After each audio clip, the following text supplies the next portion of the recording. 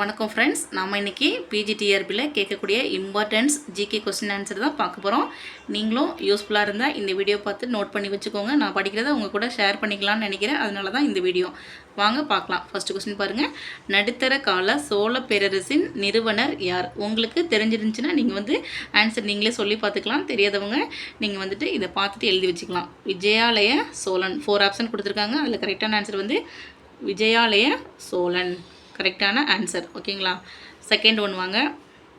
1526ஆம் ஆண்டு பாணிப்பட்ட போர் எவை இடையே நடைபெற்றுள்ளது? ஒரு 4 ஆப்ஷன் கொடுத்துருக்காங்க. நல்லா பாருங்கள். 4 ஆப்ஷன்ஸில் நம்மளுக்கு கரெக்டானது பாருங்கள். பாபர் மற்றும் இப்ராஹிம் லோடி கரெக்டான ஆன்சர். ஓகேங்களா? தேர்ட் கொஸ்டின் போகலாமா? மான்சப்தாரி முறை யாரால் அறிமுகப்படுத்தப்பட்டது? இதில் ஒரு 4 ஆப்ஷன் கொடுத்துருக்காங்க. கரெக்டானது அக்பர். ஃபோர்த் ஒன் பாருங்கள். இந்திகா என்னும் நூலை எழுதியவர் யார்? 4 ஆப்ஷன் கொடுத்துருக்காங்க. அதில் கரெக்டான ஆப்ஷன் மெகஸ்தனீஸ். இது எல்லாருக்குமே தெரிஞ்ச கொஸ்டின் தான். நம்ம படித்ததுலேருந்து ஞாபகம் வச்சுருந்தா நீங்கள் எழுதுங்க. தெரியாதவங்க அழகாக நோட் பண்ணி வச்சுக்கோங்க. ஃபிஃப்த் ஒன் பாருங்கள். கிலாபத் இயக்கம் எதை காரணமாக தொடங்கப்பட்டது? 4 ஆப்ஷனில் எதுன்னு கரெக்டாக நீங்கள் தெளிவாக படித்து பார்த்து ஆன்சர் பண்ணுங்கள். துருக்கியின் கிலாபாவை அகற்றுதல். ஓகே, சிக்ஸ்த் ஒன் போகலாமா? ராமகிருஷ்ண மிஷனின் நிறுவனர் யார்?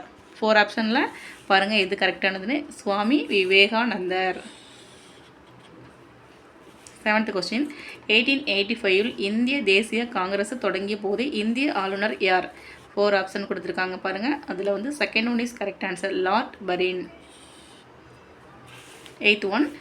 சுதந்திர இந்தியாவின் கடைசி ஆளுநர் ஜெனரல் யார்? ஓகே, 4 ஆப்ஷன் கொடுத்துருக்காங்க. அதில் third one is correct answer, C Rajagopalachari. இவங்க தான்.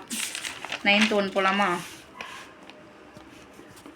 இந்திய தேசிய காங்கிரஸின் முதல் இந்திய பெண் தலைவி யார்?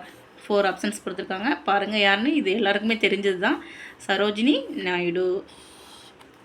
10th one. துணை ஒப்பந்த கொள்கையை அறிமுகப்படுத்திய ஆளுநர் யார்?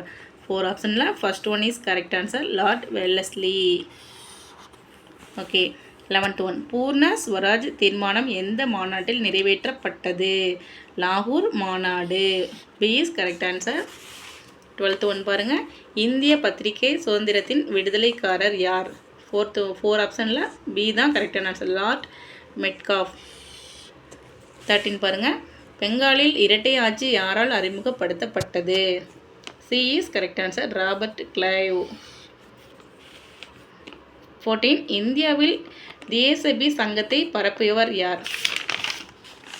அன்னி பெசன்ட். ஏ இஸ் கரெக்ட் ஆன்சர். 15 பாருங்கள். பன்னாட்டு பத்திரிகை சட்டம் எப்போது இயற்றப்பட்டது? 1878. 16. அலிகர் இயக்கத்தில் நிறுவனர் யார்? C is correct answer, sir Syed Ahmad Khan. 17. Maurya பேரரசின் தலைநகரம் எது?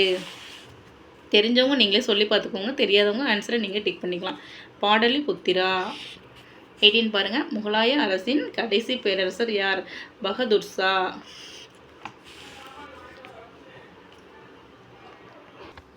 முகலாய அரசின் கடைசி பேரரசர் யார்? பகதூர் ஷா.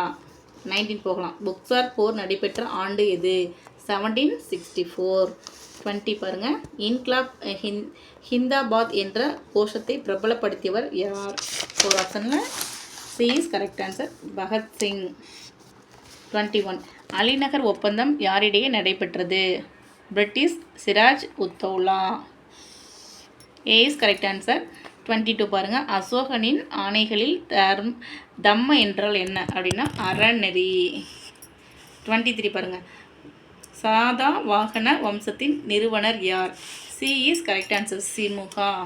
24 பாருங்கள். தில்லியின் இரும்பு தூண் யாரால் அமைக்கப்பட்டது? Chandragupta. 25. The discovery of India என்ற நூலின் ஆசிரியர் யார்? ஜவஹர்லால் நேரு. இது எல்லாருக்குமே தெரிஞ்ச கொஸ்டின் ஆன்சர். 26 பாருங்கள். இந்திய நெப்போலியன் என்று அழைக்கப்படுவோர் யார்? சமுத்திரகுப்தன்.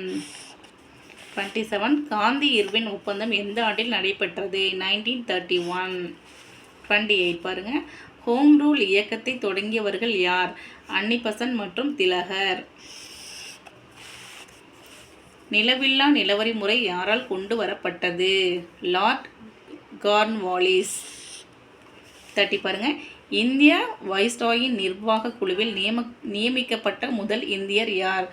சத்யேந்திர பிரசாத் சின்ஹா. இந்த 30 கொஸ்டினை நீங்கள் வந்துட்டு டெய்லி வந்து ப்ராக்டிஸ் பண்ணுங்கள். தெரிஞ்ச கொஸ்டினை நீங்கள் வந்துட்டு சொல்லி பாருங்கள். எழுதி பார்க்கும்போது தான் உங்களுக்கு வந்து அது மைண்டில் நல்லாவே நிற்கும். இதில் உள்ள கொஸ்டினில் வந்துட்டு ஏதாவது 1 2 உங்களுக்கு கேட்குறதுக்கு கண்டிப்பாக சான்ஸ் இருக்குது. எனிவே நீங்கள் வந்துட்டு ப்ராக்டிஸ் பண்ணுங்கள். நம்ம டெய்லிக்கும் பிஜிடிஆர்பிக்கான கொஸ்டின் ஆன்சர் பார்க்கலாம், இம்பார்ட்டன்ஸானதெல்லாம் பார்க்கலாம். பிடிச்சிருந்தால் லைக் பண்ணி சப்ஸ்கிரைப் பண்ணுங்கள். தேங்க்யூ ஃபார் வாட்சிங்.